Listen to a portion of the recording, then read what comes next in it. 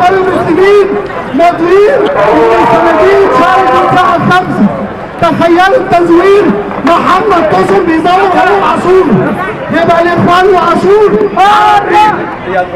الاخوان وعاشور الاخوان وعاشور الاخوان وعاشور ابو الفيلون الاخوان وعاشور ابو الفيلون الاخوان وعاشور ابو الفيلون. اسكت عاشور،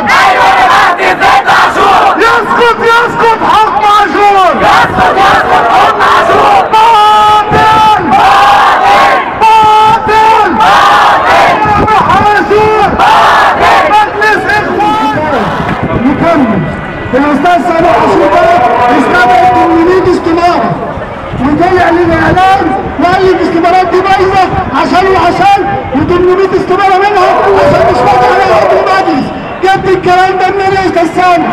الماده 128 ما قالتش يمضي عضو مجلس، والماده 129 ما قالتش يمضي عضو مجلس. وعشان يتحقق انا شجاع وهحقق جمعيه عموميه. حلو، امتى؟ يوم الجمعه. الجمعه الجايه؟ لا، الجمعه 27/6 يعني يوم جمعه، وبعد 4 شهور من تقديم الطلبات وفي وقفه رمضان. واحنا بقى جينا نقول له حددتها جمعه، حددتها وقفه رمضان، هنيجي نسلي الجمعه هنا ونسقط مجلس عاشور والاخوان والمسلمين.